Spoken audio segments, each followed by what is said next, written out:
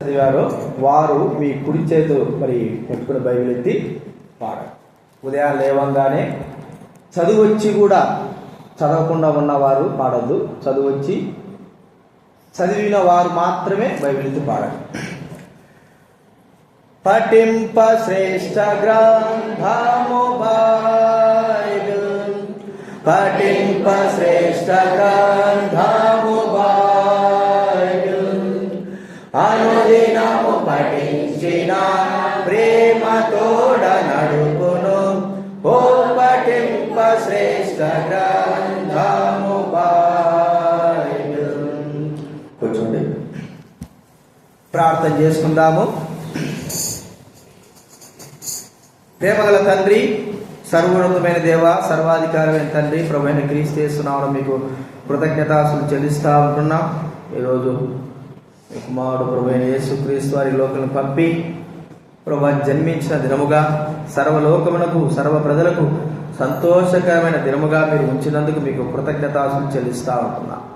మేము కూడా ప్రభు మీ కుమారుడు యేసుక్రీస్తు వారి యొక్క జన్మ రహస్యమును, ఆయన ఈ లోకంలో జన్మించిన ఉద్దేశ సంకల్పాలను దైవవాక్యం ద్వారా గ్రహించి ప్రభువా మిమ్మల్ని స్తుతించి గణపరిచి మీ యొక్క ప్రేమ మా పట్ల ఎంతగా ఉందో ఆ మాటలు గ్రహించి మిమ్మల్ని ఆరాధించుటకు సహాయం చేయండి, కృప చూపించండి. వచ్చిన వారి బట్టి స్తోత్రాలు. ఇప్పుడు దాకా ప్రభువా కీర్తన ద్వారా మిమ్మల్ని స్తుతించి గణపరిచి మహింపరుస్తూ వచ్చా. ప్రభువా వాయిద్యాల ద్వారా కూడా మేము మహింపరుస్తూ వచ్చాం. మీ వాక్యం ద్వారా మాట్లాడండి, ప్రతి ఒక్కరికి స్పష్టంగా బహు విశదంగా అర్థమవునట్లు సహాయం చేయవలసి మనవి చేస్తూ కృతజ్ఞతాపూర్వక వందనాలు చెల్లిస్తూ యేసు నామమున ప్రార్థించి వేడుచున్నాము తండ్రి.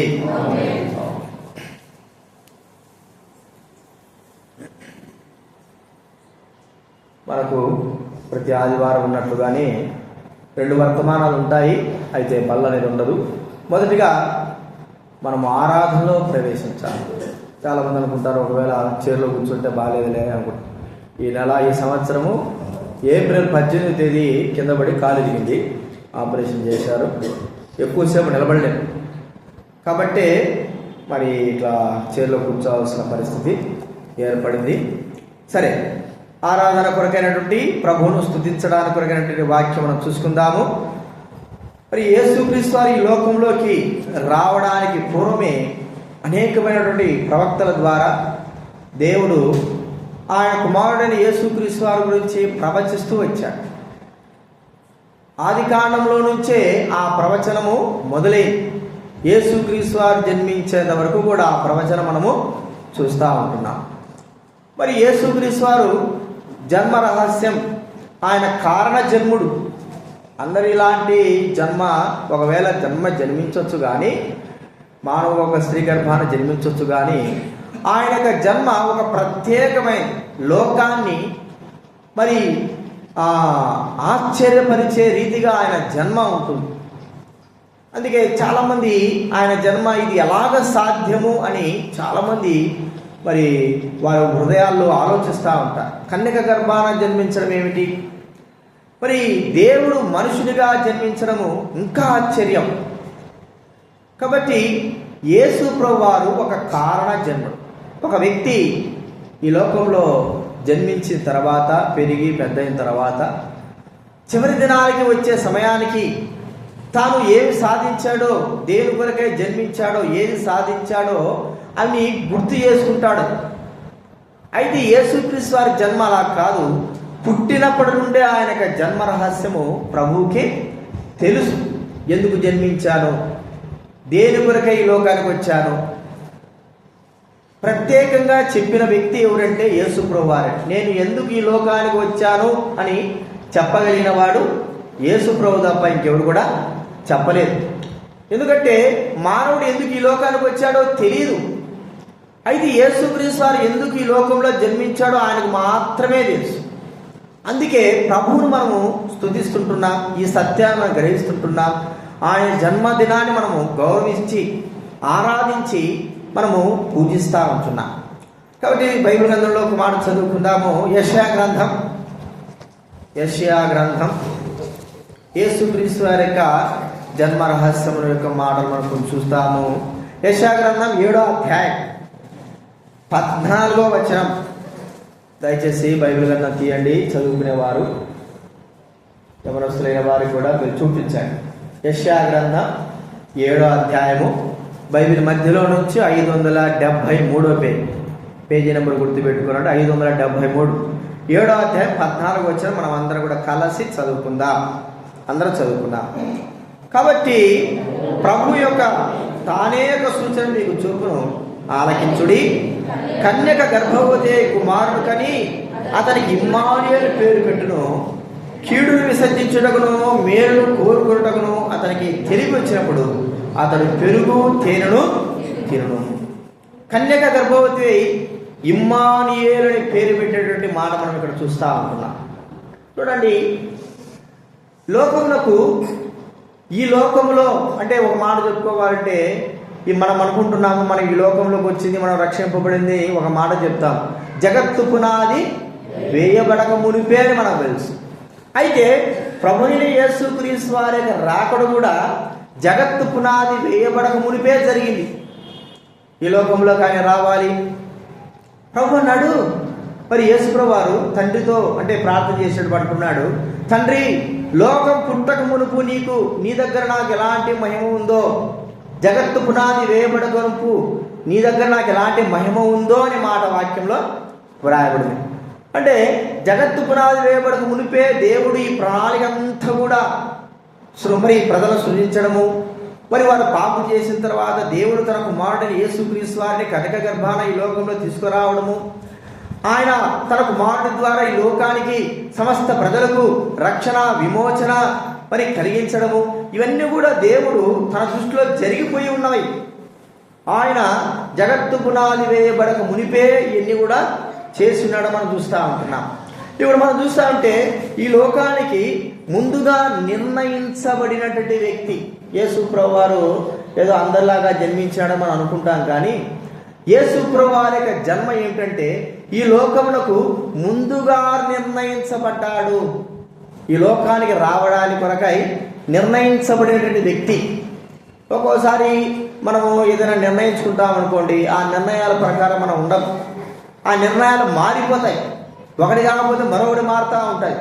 అయితే తండ్రి అయిన దేవుడు ఈ లోకంలోకి మన కొరకై పంపించడానికి కొరకై ముందుగా నిర్ణయించబడినటువంటి ప్రవచనాల ప్రకారంగా ప్రభువైన యేసుక్రీస్తు వారి యొక్క జన్మ ఉంది అని మనం ఒకసారి గుర్తుంచుకోవాలి. మనకు ఇది అర్థం కాకపోవచ్చు. ముందుగా నిర్ణయించడం అంటే ఏమిటండి? మనమైతే ఆయన దృష్టిలో ముందుగానే నిర్ణయింపబడ్డాము, జగత్ పునాది వేయబడక మునిపే ఉన్నాము. అంతకు మునిపే క్రీస్తు యేసు వారి ఈ లోకంలోకి రావాలని నిర్ణయించబడింది. చూడండి, మనకు బాగా తెలిసిన మాటే ఆదికాండం 3వ అధ్యాయం. ఆదికాండం 3వ అధ్యాయం బైబిల్ ముందులో నుంచి చూడండి. 3వ అధ్యాయము 15వ వచనం చదవండి. ఆదికాండం 3:15.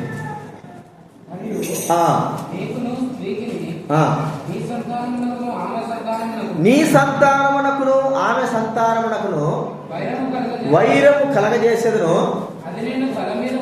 అది నిన్ను తల మీద కొట్టును, మడిమి మీద కొట్టుదు అని చెప్పెను. ఇక్కడ అపవాదితో దేవుడు సెలవిస్తున్నటువంటి మాట ఏమిటంటే, అపవాది ఎంతో ఘోరమైనటువంటి కార్యం చేసింది. మా ఆదాములను మోసమిచ్చింది, ఈ లోకంలో పాపం తీసుకొచ్చేసింది, ఈ లోకమంతా కూడా పాపముతో నింపేసింది. ఒక్క వ్యక్తి చేసిన పాపం బట్టి లోకమంతా కూడా పాపంతో నింపబడింది. ప్రియమైన వారులారా, దేవుడు మానవుని లోకంలో సృజించినప్పుడు పాపం అనేది లేదు. అయితే అపవాది మాట వినడం ద్వారా, మంచి చెడ్డలను తెలివించు వృక్షఫలం తినడం ద్వారా వారు మరి ఈ లోకంలోకి పాపం ప్రవేశింపబెట్టారు. పాపం వచ్చేసింది. లోకమంతా కూడా మనసు అయితే ఎలాగైతే మరి గ్రామాలను దేశాలను ముంచేస్తుందో అలాగా పాపం అంతా కూడా నిండిపోయింది. ఆ సమయంలో దేవుడు సాతానుతో చెబుతున్న మాట ఏంటంటే, నేను నీ సంతానానికి స్త్రీ సంతానానికి వైరము కలగజేస్తాను, అది నేను తల మీద కొట్టును, నీవు దాన్ని మహిమ మీద కొట్టుదు అనేటువంటి మాట ఒక ప్రవచనాత్మకంగా దేవుడు మొట్టమొదటిగా ఆయన సంకల్పం యొక్క ఉద్దేశాన్ని దేవుడే ఇక్కడ మనకు చూపుతున్నాడు. ప్రవక్తలు అప్పుడు లేరు కదా, ప్రవక్త లేరు, ఎవరు లేరు. దేవుడే తన కుమారుడైన యేసుక్రీస్తు వారి యొక్క జన్మను గురించి, ఆ రహస్యాన్ని గురించి ఆ ప్రభువైన దేవుడు మొట్టమొదటిగా పలికిన వాడుగా చూస్తూ ఉంటున్నాం. దేని కొరకై? ప్రజలందరినీ కూడా రక్షించడానికి కొరకై, ప్రజలందరినీ పాపము నుంచి, శాపము నుంచి, సాతానిక అధికారము నుంచి, సమస్తము నుంచి, అనగా ఈ లోకంలో వ్యాపించినటువంటి పాపము నుంచి కూడా దేవుడు నిర్ణయించినటువంటి వ్యక్తి ప్రభువైన యేసుక్రీస్తు వారు. ఈ లోకంలో ముందుగా నిర్ణయింపబడ్డాడు. దేని కొరకు అంటే పాపమును పరిహారము చేయడానికి ముందుగా నిర్ణయింపబడినటువంటి వ్యక్తిగా మనం చూస్తుంటున్నాం. చూడండి, 1 యోహాను రాసిన పత్రిక 3వ అధ్యాయం. బైబిల్ వెనక్కి వెళ్ళండి. బైబిల్ వెనక్కి 1 యోహాను రాసిన పత్రిక 3వ అధ్యాయం 5వ వచనం దయచేసి చదవండి ఎవరైనా. పాపములను తీసివేయుటకై ఆయన ప్రత్యక్షమాయని మీకు తెలియను. ఆయన యందు పాపము ఏమీ లేదు. పాపములను తీసివేయడానికి ఏం చేశాడంటే ముందుగా ప్రత్యక్షం. యేసుక్రీస్తు వారి ఈ లోకంలోకి రావడానికి గల కారణం ఏంటి? తండ్రి అయిన దేవుడు ఈ లోకంలోకి తన కుమారుని పంపడానికి గల కారణం, ఉద్దేశం ఏమిటి?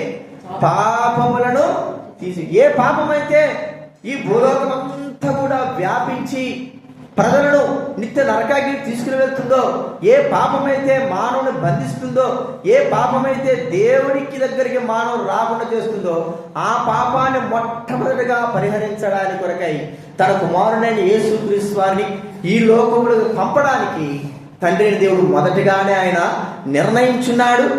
ఆ నిర్ణయాన్ని తగిన కాలంలోనే ఈ లోకంలోకి తన కుమారుడైన యేసుక్రీస్తు వారిని పంపాడు. ప్రియమైన వాళ్ళరా, యేసుక్రీస్తు వారి తండ్రి అయిన దేవుడు చెప్పిన మాట ఏది కూడా వ్యర్థం కాదు. తన కుమారుడిని పంపుతానన్నప్పుడు ఆయన వెంటనే పంపడం కాదు, కానీ తగిన కాలము, తగిన సమయము వచ్చినప్పుడు కాలమును అనుసరించి తన సంకల్పాలన్నిటిని కూడా ఒక్కసారిగా తన కుమారుడైన యేసుక్రీస్తు రూపంలో ఈ భూలోకంలోకి పంపినాడు. యేసుక్రీస్తు వారిని పంపడానికి ఎంత గొప్ప రహస్యం మనం చూడగలుగుతుంటున్నాం. ఎందుకు అంటే పాపమును పరిపూర్ణంగా ఈ లోకంలో ఆయన తీసివేయడానికి కొరకై, పాపం అంతా కూడా ఎత్తివేయడానికి కొరకై, పాపము బంధకాల్లో ఏ వ్యక్తి ఉన్నారో అందరూ కూడా విడుదల, విమోచన కలిగించడానికి కొరకై యేసుక్రీస్తు వారు ఈ లోకంలోకి వచ్చి ఉన్నాడు. ఇది మనం రక్షింపబడ్డామంటే ఇది మన యొక్క మంచితనం అని కాదు, లేకపోతే మనకేదో కలిగిందని కాదు, మన గొప్పతనం కాదు. కేవలము యేసుక్రీస్తు వారి యొక్క కృపను బట్టియే, ఆయన మన కొరకై చేసిన వాగ్దానాన్ని బట్టి మనకు ఈ దినాన రక్షణ, విమోచన కలిగి. ఎందుకంటే తరతరాల నుంచి పాపం మానవుని యొక్క జీవితంను వేధిస్తానే ఉంది. ఇది నా ఒకసారి గుర్తించుకో. ఇక్కడ కూర్చున్నా మనం ఎవరైనా సరే ఇంకా పాపములోనే అలాగే ఉన్నావా? నీ పాపం యొక్క కట్లతో అలాగే ఉన్నావా? దినాలు జరిగిపోతున్నాయి, సంవత్సరాలు జరిగిపోతున్నాయి, ఈ క్రిస్మస్ దినాలు ఎన్నో జరిగిపోతున్నాయి. కానీ ప్రభువైన యేసుక్రీస్తు వారు వచ్చింది నీ పాపంలో పరిహారం చేయడానికే, నీ పాపమును ఎత్తివేయడానికే, నిన్ను రక్షించడానికే ఈ లోకానికి వచ్చాడు. ఏ మానవుడు కూడా ఈ లోకంలోకి మానవుడి పాపమును క్షమాపణ కలిగి రాలేదు. వచ్చారు, దేని కొరకు మంచి మంచి మాటలు చెప్పారు, ఏదో చెప్పారు, కానీ పాప పరిహారము చెల్లించడానికి వచ్చిన వ్యక్తి మాత్రము కేవలము యేసుక్రీస్తు వారు మాత్రమే. అందరూ వచ్చి నేను ఏం చెప్తాను, నేను అది చేస్తాను, ఇది చేస్తాను, గొప్పగా చేస్తానని చెప్పారు, కానీ పాపమును తీసివేస్తానని చెప్పగలిగిన వ్యక్తి ఎవరండి? కేవలం యేసుక్రీస్తు వారు. ఏదైనా వచ్చి కూర్చున్నాము. చాలా మంది ఇంకా ప్రభువును అంగీకరించిన వారు ఉన్నారు, ఇంకా ప్రభువును తెలుసుకోలేని వారు ఉన్నారు, ఇంకా పాపములు అలాగే ఉన్నారు. ఎన్ని దినాలు మన పాపములు అలాగే ఉంటాం. ఈ దినాన విడుదల యేసుక్రీస్తు వారి యొక్క జన్మ ద్వారానే ప్రతి మానవుడికి రక్షణ, విడుదల కలిగింది. ఈ దినానైనా సరే నువ్వు విడుదల పొందకపోతే, ఈ దినానైనా సరే నీ పాపం నుంచి నువ్వు విడుదల పొందకపోతే మన జీవితము దౌర్భాగ్యమే. ప్రియమైన వాళ్ళని ఒక్కసారి గుర్తించుకో. ప్రభు మనతో మాట్లాడుతున్నాడు, నీ పాపమును పరిహారం చేయడానికే నేను ఈ లోకానికి వచ్చాను, నిన్ను రక్షించడానికే వచ్చాను, విడుదల కలగజేయడానికే వచ్చాను. ఇదంతా కూడా ఆయన ఉద్దేశ సంకల్పాల్లో ఒక భాగము, మొట్టమొదటి భాగము. ఆయన మనుషుల్ని రక్షించడానికి ఈ లోకానికి వచ్చాడు, విడిపించడానికి వచ్చాడు. నువ్వు అలాగే ఉంటావా? పాపంలో అలాగే ఉంటావా? జీవితం అంతా కూడా అలాగే జీవిస్తావా? ప్రభువును అంగీకరించగా ఉంటావా? ఈ దినాన్ని ఒక్కసారి ఆలోచించు. నిన్ను రక్షించడానికి యేసుక్రీస్తు వారు జన్మించాడు. నిన్నేదో ఆశీర్వదించి పెద్ద పెద్దగా చేస్తాడని కాదు, లేదా నీ కోరికలు తీస్తాడని కాదు. మొట్టమొదటిగా ఆయన వచ్చిన రహస్యం ఏంటంటే నీ పాపము నుండి నిన్ను విడిపిస్తాడు. ఒకవేళ పాపం నుంచి నాకు వద్దండి, నాకు ఆశీర్వాదాలే కావాలా, నాకు మంచిగా కావాలంటే మంచిదే, కాదని చెప్పడం లేదు. కానీ అవి ఎన్ని దినాలు ఉంటాయి ఈ లోకంలో? ఏది శాశ్వతం? మానవ జీవితమే శాశ్వతము కానప్పుడు మనకు అవి ఇవ్వబడినటువంటి ధనాలు కావచ్చు, లేకపోతే ఈ యొక్క ఆ బిల్డింగ్లు కావచ్చు, బంగారు కావచ్చు, ఉద్యోగాలు కావచ్చు, ఏదైనా కావచ్చు, ఎన్ని దినాలు ఉంటాయి? దేనికి పనికిరానటువంటి అవి ఒక దినాన పోయేది.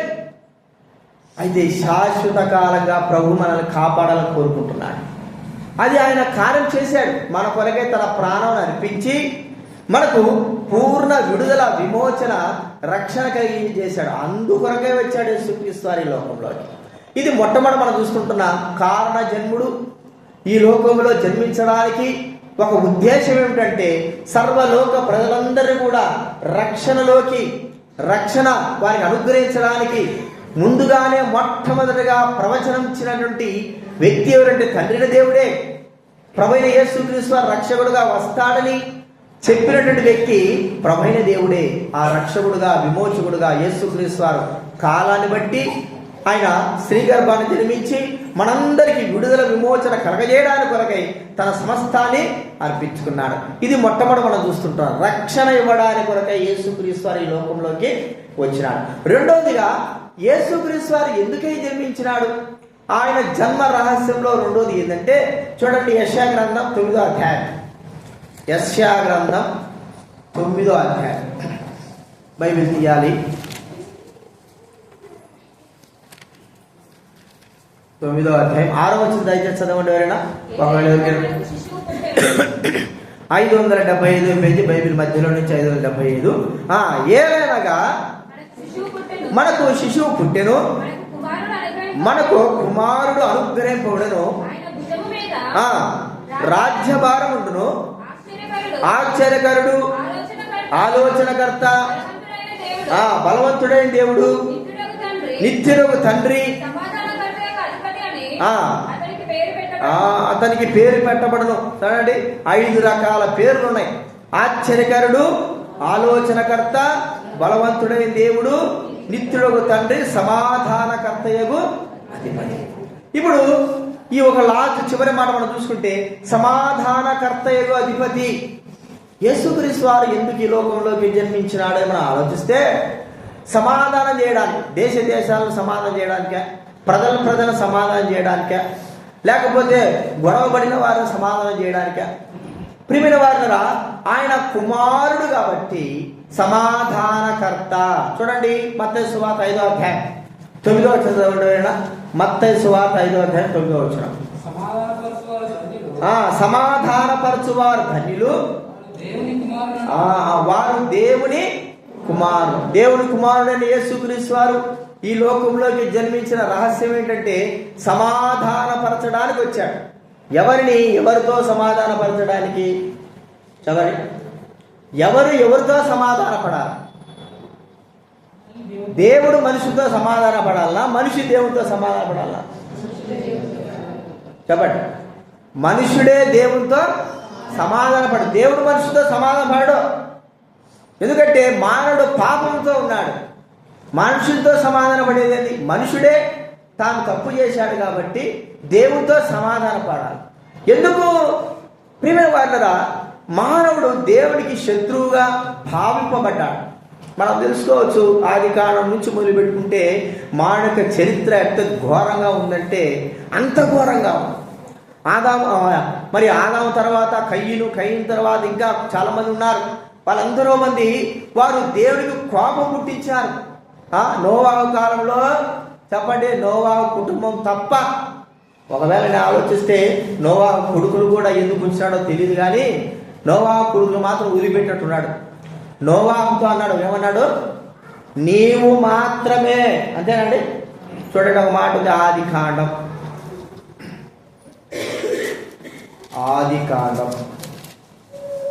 7వ అధ్యాయం కూడా కదండి. 7వ అధ్యాయం మొదటి వచనం. ఆది కాండం 7వ అధ్యాయం మొదటి వచనం. యెహోవా ఈ తరము వారిలో నీవే నా ఎదుట చాలు చాలు. ఎవరండి? నీవే నా ఎదుట నీతిమంతుడై.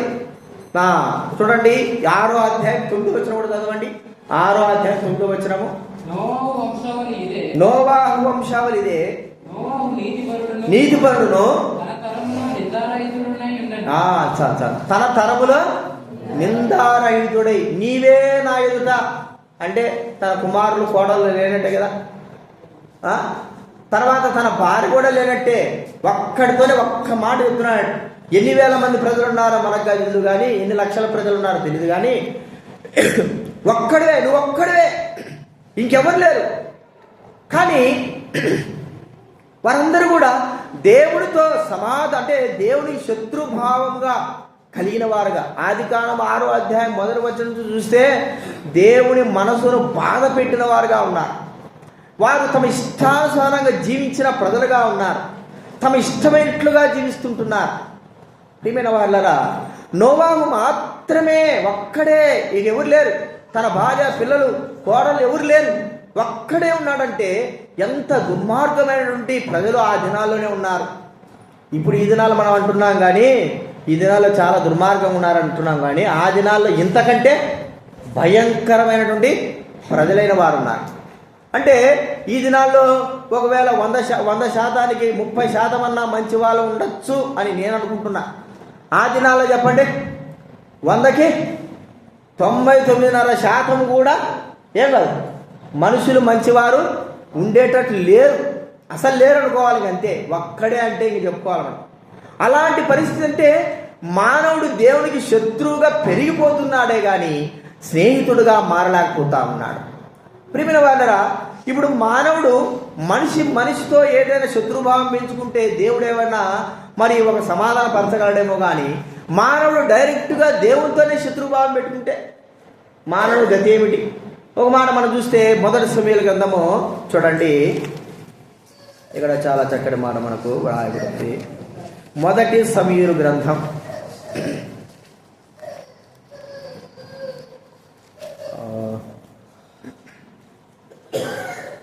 2వ అధ్యాయం 25వ వచనం చదవండి ఎవరైనా. 1 సమూయేలు గ్రంథం 2:25. నరునికి నరుడు తప్పు చేసినట్లా దేవుడు విమర్శ చేయరు గాని యెహోవా విషయంలో పాపము చేసినట్లా ఎవడు విజ్ఞాపన చేశాడు చెప్పండి? యెహోవా విషయంలో, నరుని విషయంలో తప్పు చేస్తే ప్రభువా వీడు నన్ను ఇట్టంటున్నాడు అట్టంటున్నాడు అని మనము దేవునికి మొరపెడతాం. మానవుడే డైరెక్ట్గా దేవునితో తప్పు చేస్తే దేవునికి మొరపెట్టుకునేవారు, దేవుని పక్షాన ఉండి మన పక్షాన ఉండి దేవుని సమాధానపరిచేవారు ఎవరు? ప్రియమైన వారులారా, ఏ మానవుడు కూడా అలాగా చేయలేకపోతున్నాడు. ఎందుకంటే ప్రతి వ్యక్తి కూడా దేవునితో ముందు మొట్టమొదట సమాధాన పడాలి. ఇది మానవుడికి అసాధ్యమైంది. కాబట్టి మానవుణ్ణి దేవునితో సమాధానపరచడానికి, మానవుణ్ణి దేవునితో సమాధానపరచడానికి ఈ లోకంలోకి మధ్యవర్తిగా, సమాధాన కారకుడుగా ప్రభువైన యేసుక్రీస్తు వారు జన్మించాడు. దేవునికి ఉద్దేశాల్లో ఇది చాలా ప్రాముఖ్యమైనది. మనుషులందరూ కూడా దేవునితో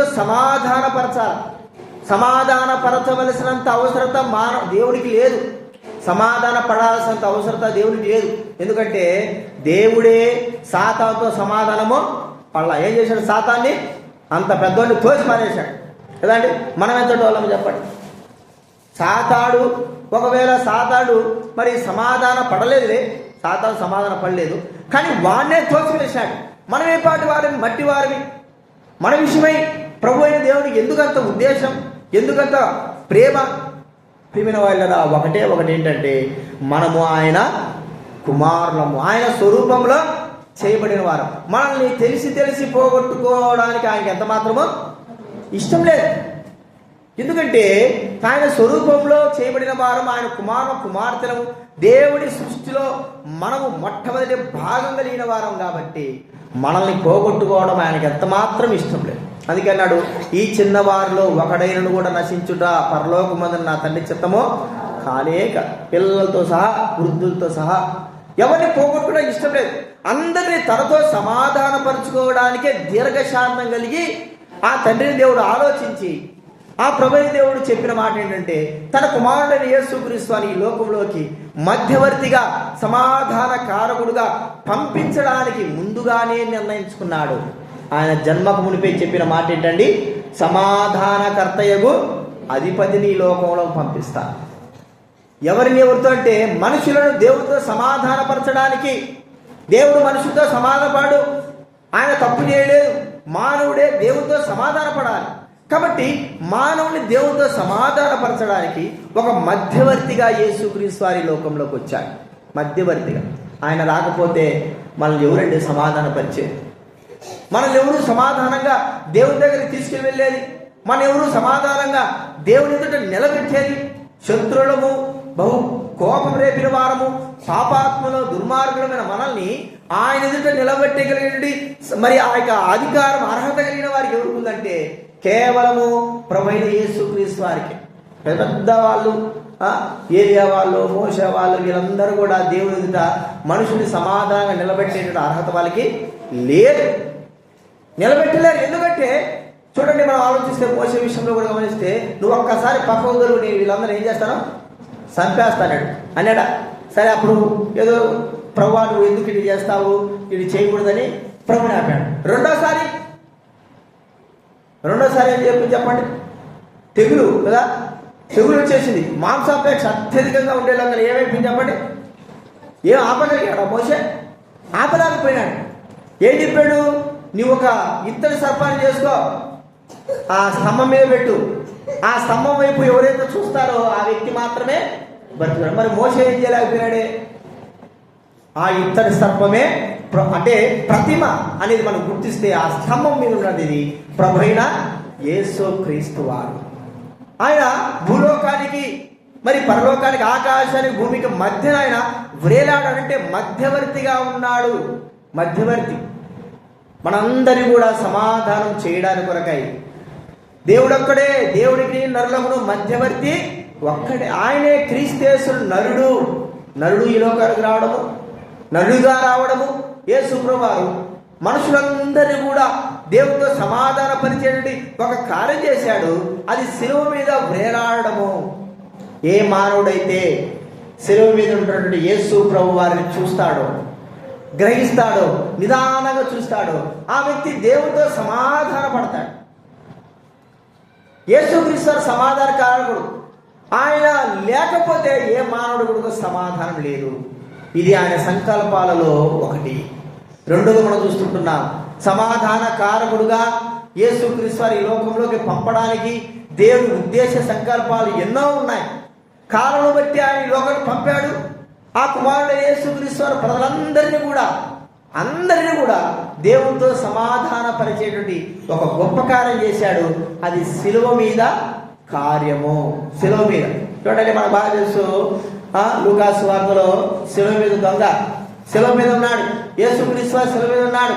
ఇప్పుడు దేవునితో ఆ దొంగ ఎలాగా సమాధాన పడుతున్నాడు చెప్పండి? డైరెక్ట్గా తండ్రి అయిన దేవునితో మొరపెడుతున్నాడా? ఎవరితో మొరపెడుతున్నాడు? యేసుక్రీస్తు వారు అంటున్నాడు, ప్రభువా నీ రాజ్యంతో వచ్చినప్పుడు నన్ను ఒక్కసారి జ్ఞాపకం చేసుకో. సమాధానము. వెంటనే నేడు నువ్వు నాతో కూడా పరదేశంలో ఉందువు. ప్రియమైన వారులారా, ఇది సమాధానానికి గుర్తు.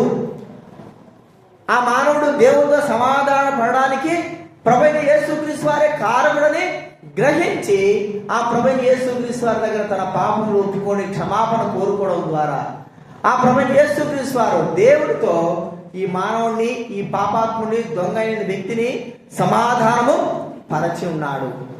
యేసుక్రీస్తు వారు, ప్రభువా తండ్రి ఈ కుమారుడు సమాధాన పడ్డాడు అంటే చాలు. సరే నువ్వు సమాధాన పడ్డాడు అని చెప్పినావు కదా, ఇక ఓకే.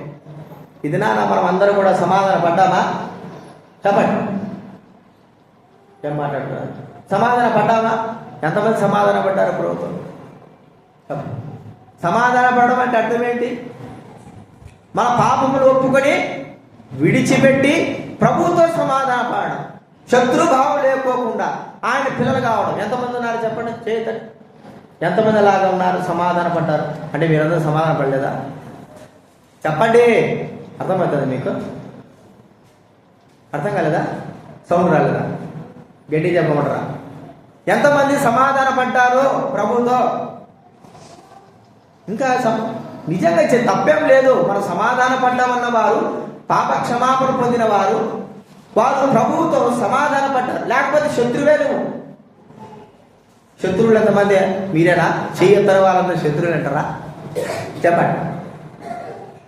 సరే, ఒకవేళ సిగ్గుపడతారేమో కానీ సమాధాన పడ్డాము అనడానికి సిగ్గుపడాల్సిన అవసరం లేదు. ఎందుకంటే మనం పడింది సమాధానము దేవునితో, సిగ్గుపడాల్సిన అవసరం లేదు. కాబట్టి గుర్తించుకుందా, ఇది నానా దేవునితో నువ్వు సమాధాన పడకపోతే నీ జీవితం అలాగే ఉంటే ప్రభువుకు నువ్వు శత్రువుగానే ఉంటావు, నీ పాపమును బట్టియే. ఎందుకంటే అపవాదిని ఎవరైతే వెంబడిస్తున్నారో ఆ వ్యక్తి అందరూ కూడా దేవునికి శత్రువులే. కానీ దేవుని ప్రేమ అనేది మనము ఒకటి ఉంది. దానిని బట్టి ఆయన మనల్ని చంపకోకుండా ఆయన విడుస్తూ ఉన్నాడు. ఆ ప్రేమే యేసుక్రీస్తు రూపంలో మనకు దేవునికి మధ్య వేలాడుతూ ఉన్నాడు. లేకపోతే ఈ ఆటలు ఎప్పుడో మనము ఏమైపోయాం, భూమిలో కలిసిపోయి ఎంతమందిని చంపలేదు దేవుడు. ఎందుకంటే శత్రుభావాన్ని బట్టి, వారు చేసేటువంటి దుర్మార్గపు పనులు బట్టి దేవుడు ఎంతో మందిని ఎన్నో విధాలుగా ఆయన ఈ లోకంలో తీసివేశాడు. ఈ దినాన మనం ఇంకా అలాగే ఉన్నామంటే శత్రుభావం లేకోకుండా, అంటే శత్రుభావం ఉన్నప్పటికీ ఇంకా జీవిస్తున్నామంటే ప్రభువైన యేసుక్రీస్తు వారి ఈ లోకంలోకి రావడం. ఆయన ఉన్నాడు కాబట్టి అడ్డుపడుతున్నాడు, సమాధానపరుస్తున్నాడు, తండ్రి దేవుడి కోపాన్ని అణచివేస్తున్నాడు, దేవుని ప్రేమను అత్యధికం చేస్తున్నాడు. యేసు ప్రభువారే లేకపోతే మనమందరం కూడా దేవుని ఉగ్రతకు పాలయ్యేవారం. ఇది మొట్టమొదటిగా. రెండోది మనం చూస్తున్నాం, యేసుక్రీస్తు వారి లోకాలకి ఆయన ప్రణాళికల్లో రావడానికి గల కారణం ఏంటి చెప్పండి? ఏంటి? సమాధానకర్తగా ఈ లోకంలోకి ఆయన వచ్చి ఉంటున్నాడు. ఈ మూడోది మనం చూస్తాము, మొదటి యోహాను రాసిన పత్రిక 3వ అధ్యాయము 16వ వచనం.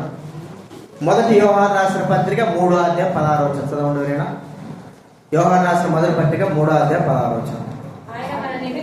ఆయన మన నిమిత్తము క్షమించాలి. యోహాను రాసిన సువార్త 3వ అధ్యాయం 16వ వచనం. యోహాను సువార్త దేవుడు లోకమున మాట్లాడుతున్నాడు. దేవుడు లోకమును ఎంతో ప్రేమించను, తన అద్వితీయ కుమారునిగా పుట్టిన వాడి యందు విశ్వాసముంచు ప్రతివాడు నిత్య జీవం పొందినట్లు యేసుక్రీస్తు వారిని లోకంలోకి ఉద్దేశ ప్రకారంగా, సంకల్ప ప్రకారంగా పంపడానికి గల కారణం ఏంటంటే, మూడోదిగా దేవుని ప్రేమ ప్రజలు చూడాలా కదండి. దేవుని ప్రేమ ప్రజలు చూడాలి. మనం కూడా ఎంత మంచి వారమో, ఎంత ప్రేమ కలిగిన వారమో అని కొన్ని కార్యాలు చేస్తూ ఉంటాం, మంచి కార్యాలు చేస్తూ ఉంటాం కదా. ఏదేదో ఆహారం లేని వారికి ఆరోగ్యము, అన్నం పెడతా ఉంటాము, పేదలకు ఏదో సాయం చేస్తూ ఉంటాము. మనలో ఉన్న ప్రేమ చూడాలా, లేకపోతే మనలో ఉన్నటువంటి ఆ దయాగుణం చూడాలని కొంతమంది ఇష్టపూర్వకంగా చేస్తారు, కొంతమంది మనుషులకు తెలుసుకోవాలని చేస్తూ ఉంటారు. అయితే దేవుడు తన కుమారుని లోకంలోకి పంపడానికి ఒకటే ఒక కారణం ఏంటంటే, మనుషులు దేవుడు ఎంత ప్రేమ కలిగిన వాడో తెలుసుకోవాలి. దేవుడు ఎంత ప్రేమ కలిగినాడో చెప్పగలమా? దేవుని ప్రేమను ఎంత ప్రేమ కలిగిన వాడో చెప్పగలమా? ఇంత అని ప్రేమ మనము చాటించగలమా?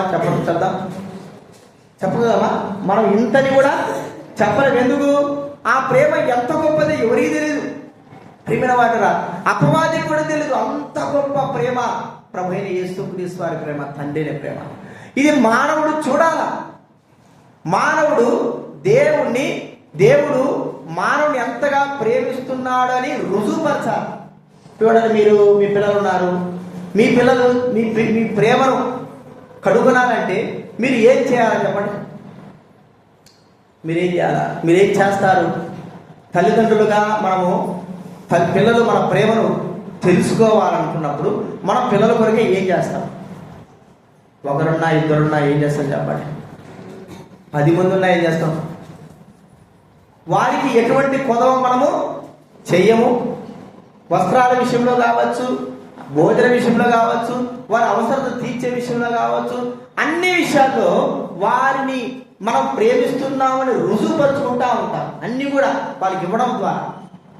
మరి దేవుడు మనం ఎంతగా ప్రేమిస్తున్నాడు అనేది రుజువుపరచబడాలి. ఏమిటి ఆ రుజువు? చూడండి, రోమ రాసిన పత్రిక 5వ అధ్యాయం, రోమిలకు రాసిన పత్రిక 5వ అధ్యాయం 8వ వచనం చదవండి. అయితే దేవుడు తన ప్రేమను వెల్లడిపరచుచున్నాడు. ఎట్లనగా మనం ఇంకను పాపులమై ఉండగానే తన ప్రేమను ఏం చేస్తున్నాడండి? వెల్లడంటే తెలుపుతాడు. ఏమిటి ఆయన ప్రేమ ఎంత కలిగిన వాడు అంటే, నా కుమారుడి ప్రాణం కంటే, అంటే నేను దేన్ని ప్రేమించను, నా కుమారుడే నాకు గొప్పే, కానీ మీ కొరకై నా కుమారుడు కూడా నేను బలిగా ఇవ్వడానికి నేను సిద్ధపడ్డాను. మీ కొరకై. మనం ఎవరండి? కుమారుడితో సాటి అవుతామా? కుమారుడితో సాటి ఉండడానికి మనకు అర్హత ఉందా? కుమారుని వల్ల నిత్య చేయగలిగిన వారమా? కుమారుని వల్ల పాపం లేని వారమా? ప్రియమైనటువంటి కుమారుడితో మనకు సాటి అనేది ఉందా? ఎక్కడ కూడా మనకు సాటి ఎంత మాత్రము లేదు. మట్టివారు. మనం ఇదనాలు చచ్చిపోతే మనం దేనికి పనికిరా. ఏమైనా వాళ్ళరా తన కుమారుని యొక్క మరణమును అప్పచెప్పి దేవుడు మన పట్ల ఉన్నటువంటి ప్రేమను రుజువుపరుస్తున్నాడు. చూడండి, నేను నా కుమారుని మీ కొరకే బలిగా ఇస్తున్నాను, అర్పణగా ఇస్తున్నాను, మిమ్మల్ని కాపాడుకోవడానికి కొరకై, మిమ్మల్ని దరిచేర్చుకోవడానికి కొరకై, మిమ్మల్ని నాతో పాటు ఉంచుకోవడానికి కొరకై నేను నా కుమారునే మీకు బలిగా ఇస్తున్నాను. ఇంతగా ప్రేమ చూపేవారు ఎవరండి? మనం ఎవరైనా ఆ ప్రేమను చూపగలమా? మనం ఇతరులను ప్రేమిస్తాం అంతవరకే, అంతేగాని మన పిల్లల్ని బలి ఇస్తారా? లేకపోతే మన పిల్లల్ని ఏదైనా చేయమని చేస్తామా? వారి కొరకే మనం ఎంత మాత్రము రాజీ పడం. కానీ యేసుక్రీస్తు వారు మనల్ని కాపాడుకోవడానికి, తండ్రి దేవుడు మనల్ని కాపాడుకోవడానికి కొరకై తన ప్రేమను రుజువుపరిచి తన కుమారుని చంపడానికి కూడా, చంపించడానికి కూడా తండ్రి దేవుడు ఇష్టపడ్డాడు. ఒక మాట ఉంది రోమా రాసిన పత్రికలో 8వ అధ్యాయంలో మనకు చూడండి, 31వ వచనం. రోమా 8:31 చదవండి. ఇట్లుండగా ఏమందుమో ఎవడు తన సొంత కుమారుని అనుగ్రహించుటకు చాలు వెనుక తీయక, చాలు అంతే. వెనుక తీయలేదంట. తన సొంత కుమారుని అనుగ్రహించడానికి వెనుకంజ వేయలేదు. మనమైతే ఎన్నో వెనుకంజ వేస్తాం. దేవుడిని ప్రేమించడానికి ఎన్ని అవకాశాలు ఉన్నా కూడా మనం వెనక్కి వెళ్ళిపోతాం. కానీ తండ్రిని దేవుడు ఎంత గొప్పవాడండి, మనల్ని ఎంతగా ప్రేమించినాడు. తన సొంత కుమారుని ఇవ్వాల్సిన పరిస్థితి ఏర్పడింది. ఆయన ఆదిలోనే ఆయన మరి తండ్రిని దేవుడు ప్రవచనం చేశాడు. మరి పాప పరిహారం జరిగిస్తారని, ప్రజలను రక్షించుకుంటారని, తన కుమారుడు పంపిస్తారని ఆయన ఆదిలోనే ప్రవచనం చేశాడు. తన మాటను కట్టుబడి ఈ లోకలకు పంపాడు. పంపడం అంటే ఏమిటి? ఊరికి అటువైపు రావడం కాదు. ప్రజల కొరకై ప్రాణాలు అర్పించే వ్యక్తిగా తన కుమారుని సిద్ధపరిచాడు. ప్రజల కొరకై ప్రాణాలని అర్పించే వ్యక్తిగా. మరి వెనుక తీయలేదు అని మాట వాక్యం రాయడు. వెనుక తీయలేదంటే దాని మాట ఎంతో గొప్ప విషయం. వెనక్కి తీయలేదంట. వీళ్ళ కొరకేంద్రా నేను చేసేది. వీళ్ళు మనం ఒక్కోసారి ఏదైనా మాట సరిలే అంటాం. ఏదైనా తప్పు చేశారనుకో ప్రజలు, వీళ్ళ కొరకు నేను ఎంత చేయాలా, నాకేం అవసరం ఉంది, మన మాట తప్పేస్తాం. కానీ తండ్రి దేవుడు అలాగ తప్పలేదు. మనల్ని ప్రేమించిన వాడు తండ్రి దేవుడు ప్రేమ ప్రజల పట్ల ఎలా ఉందో తెలుసుకోవడానికి కొరకై తన కుమారుని పంపడమే కాదు, ఆయన ఈ లోకంలో బలిగా అర్పణగా ఇచ్చాడు. తన కళ్ళ ముందే తన కుమారుని ఎన్నో విధాలుగా హింసిస్తూ ఉంటే తండ్రి ప్రేమ కలిగి మౌనంగా ఉన్నాడంటే ఎంత ప్రేమ ఉన్నట్టు చూడండి. మన కళ్ళ ముందే మన పిల్లల్ని ఏమైనా అంటే ఊరుకుంటావా? తప్పు చేసినా కూడా ఊరుకుంటావా చెప్పండి?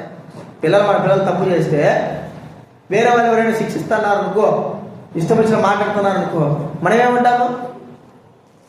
మౌనంగా ఉంటామా? ఉండడానికి ఇష్టపడతామా? కనీసం ఆ తప్పును మనం ఏం చేయాలనుకుంటే ఆ మాపివేయడానికి, ఆ తప్పును సరి చేయడానికి చూసి పోరాడతాం. చేసిందేమో తప్పే, కానీ మన పిల్లల విషయమే మనం ఎంతో శ్రద్ధ తీసుకుంటాం. మరి తండ్రిని దేవుడు తన కుమారుడు చనిపోతా ఉంటే తన కళ్ళ ముందు తండ్రి నన్ను ఎందుకు చేయి విడిచిరావంటా ఉన్నా కూడా తండ్రి మౌనంగా ఉన్నాడంటే ఎవరి కొరకని చెప్పండి? ఎవరి కొరకు? మనందరి కొరకు ఆయన అంత కార్యం చేశాడు. దీంట్లో ఏముంది? దీంట్లో ప్రేమ ఉంది కదండి. మొదటి యోహాను రాసిన పత్రిక 4వ అధ్యాయం, మొదటి యోహాను రాసిన పత్రిక 4వ అధ్యాయం 4వ అధ్యాయము 10వ వచనం చదవండి ఎవరైనా. తానే మనం ప్రేమించి మన పాపములకు ప్రాయశ్చిత్తమై ఉండుటకు తన కుమారుని పంపెను. ఏముందండి ఇందులో? ప్రేమ ఉంది. మనం చెప్పుకున్నాం కదా, దేవుడు తన ప్రేమను ప్రజల పట్ల చూపించడానికి కొరకై తన కుమారు ఈ లోకంలో అర్పించాడు. అర్పించేంత వరకు కూడా, అర్పింపబడేంత వరకు కూడా, చనిపోయేంత వరకు కూడా, చివరి వరకు కూడా తండ్రి మౌనంగానే ఉన్నాడంటే అర్థం ఏంటంటే ప్రేమ ఎంతవరకు ఉందో ఒక్కసారి గుర్తిద్దాం. అంతవరకు మౌనంగా కుమారుని మరి చివరి ప్రాణం పోయేంత వరకు, అంటే ఆ ప్రాణం పోయేంత వరకు తండ్రి మౌనంగా ఉండాల్సిందే. చెప్పిన మాట ప్రకారంగానే విమోచన విడుదల కలగజేస్తారు కుమారుని ద్వారా అన్న చెప్పిన మాట ప్రకారంగానే ఆయన ఉండాల్సి వచ్చింది, ఉన్నాడు. దీంట్లో మనకి ఏం కనబడుతుంది? దేవుడి యొక్క ప్రేమ కనబడతారు. ఇది నాన్న ప్రభువుని మనం ఆరాధిద్దాం. దేవా, నువ్వు అంతగా ప్రేమించినావు. నీ జన్మ ఊరికి అనుకున్నాం కానీ ఏదో పుట్టినాడు, జన్మించినాం, అంతా సంతోషంగా ఉంది, ఆ లైట్లు వెలిగించుకున్నాం, ఇంట్లో అన్నాలు చేసుకున్నాం. ఇక నన్ను ప్రేమించడానికి నీ కుమారుని పంపించావు. పంపించడమే కాదు, ఆయన చనిపోయేంత వరకు కూడా నువ్వు మౌనంగా ఉండి పాప పరిహారం జరిగించేంత మౌనంగానే ఉన్నావు. చివరికి నా పాప పరిహారం జరిగించిన తర్వాతనే, నీ కుమారుడు చనిపోయిన తర్వాతనే నీ ప్రేమను రుజువుపరిచినావు. మాట ఉంది. ఇందులో ఏముంది? ప్రేమ. ఇది చివరిగా మనం చూస్తే మూడోది మనం చూసుకుందాం. చివరిగా ఒక్క మాట చూసుకుని ముగించుకుందాం.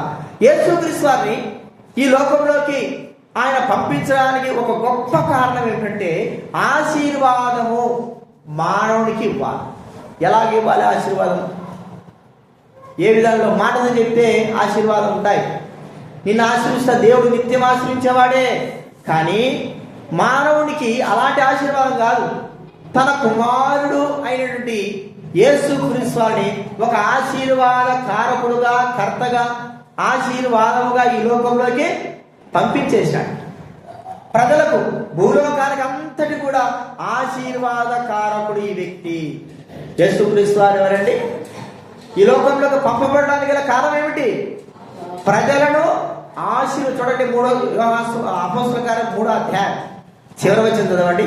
అపోస్తల కార్యం 3వ అధ్యాయం చివరి వచనం 26వ వచనం ఉంటుంది. దేవుడు తన సేవకుని పుట్టించి మీలో ప్రతి వారిని వాని దుష్టత్వం నుండి మళ్లించుట వలన మిమ్మును ఆశీర్వదించుటకు ఆయన మొదట ఎవరిని ఆశ్రయించడానికి? అంటే మనల్ని ఆశ్రయించడానికే. ఏ ఆశీర్వాదం ఇది? దేవునికి సంబంధించిన ఆశీర్వాదాలకి దేవుడు మనల్ని కారకులుగా చేయడానికి కొరకే యేసుక్రీస్తు వారు పంపించాడు. యేసుక్రీస్తు వారు అంగీకరించిన వాడు ఎంత గొప్ప ఆశీర్వాదుడు అంటే చెప్పలేం. భూలోకంలో ఎంతో గొప్ప డబ్బున్న వ్యక్తి కంటేనూ గొప్ప ఆశీర్వాదం కలిగిన వాడు యేసుక్రీస్తు వారిని అంగీకరించిన వాడు. యేసుక్రీస్తు వారు అన్నాడు, చూడండి, ఎఫెసీ పత్రిక 1వ అధ్యాయం, ఎఫెసీ పత్రిక 1వ అధ్యాయం 3వ వచనం చదవండి ఎవరైనా. తండ్రి యొక్క దేవుడు స్తుతింపబడును గాక, ఆయన క్రీస్తునందు ఆత్మ సంబంధమైన ప్రతి ఆశీర్వాదము ఎవరినందండి?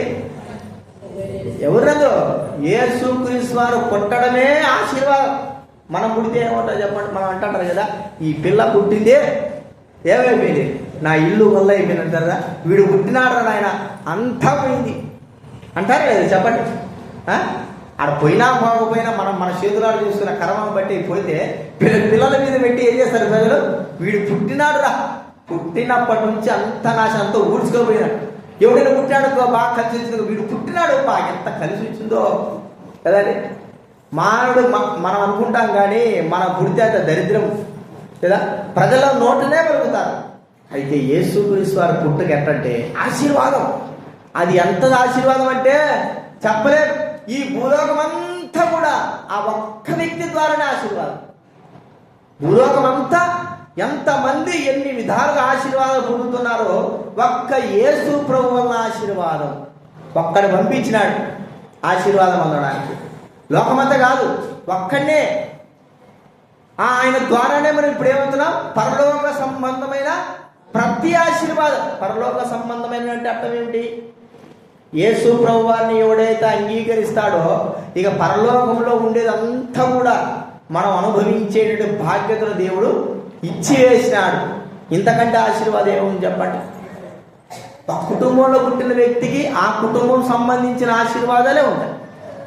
అంతేగాని ఇతర కుటుంబాల్లో ఆశీర్వాదాలు ఎంత మాత్రము పొందరు. మరి మనకు పరలోక సంబంధమైన ఆశీర్వాదం దేవుడు ఇచ్చాడంటే మనం ఎంతగా ప్రేమించినా. యేసుక్రీస్తు వారు ఒక భక్తుడు అంటాడు, ఆశీర్వాదాల మూటగా ఈ లోకంలోకి వచ్చినాడు. ఆశీర్వాదాల మూటగా ఆయన తెలుస్తా ఉంటే, ఆయన అంగీకరించిన వ్యక్తులు, ఆయన ప్రేమించిన వ్యక్తులు, ఆయన తెలుసుకునేది గొప్ప గొప్ప ఆశీర్వాదాలు పొందుతూనే ఉంటారు. అవి ఈ రోజుతో పోయేది కాదు, 2 రోజులతో పోయేది కాదు, నిత్యము ఉండేటువంటి ఆశీర్వాదం. కాబట్టి యేసుక్రీస్తు వారి యొక్క జన్మ ప్రణాళిక ఏమిటంటే మానవుల్ని నిత్యము ఆశ్రయించాలా, నిత్యము ఆశ్రయింపబడాలా, నిత్యము ఉండాలా. ఇలాగా ఉండాలంటే మనుషుల వల్ల ఏది కాదు, భూలోకంలో ఏదో ఆ ప్రాంతాల వల్ల ఏది కాదు, అధికారం వల్ల ఏది కాదు, కానీ తన కుమారుని పంపించడం ద్వారానే ఆశీర్వాదము వస్తుంది.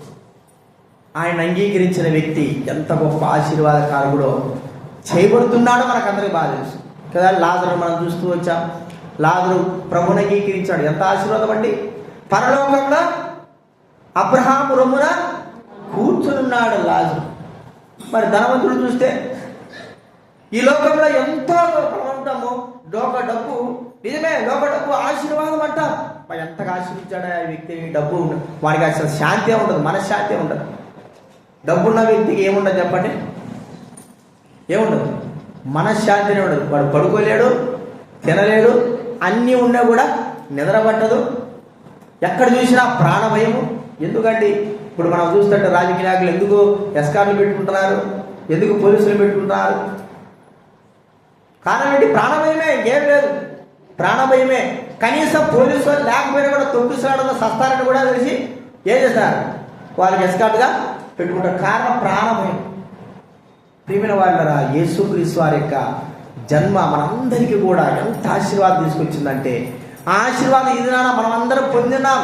ఏమీ లేకపోయినా సరే యేసు ప్రభు ఉంటే చాలు, గొప్ప ఆశీర్వాదం మనం పొందాం. మొట్టమొదటిగా యేసుక్రీస్తు ఈ లోకంలోకి వచ్చిన ఉద్దేశ సంకల్పాలు తండ్రిని దేవుడు పంపించడం గల కారణం చెప్పండి? మనుషులందరినీ రక్షించడానికి కొరకై తన కుమారుని రక్షకుడుగా, విమోచకుడుగా పంపించాడు. రెండోది ఏం చూస్తూ వచ్చాను చెప్పండి? సమాధానం. మనుషులు దేవుడికి శత్రుభావం అయిపోయినారు.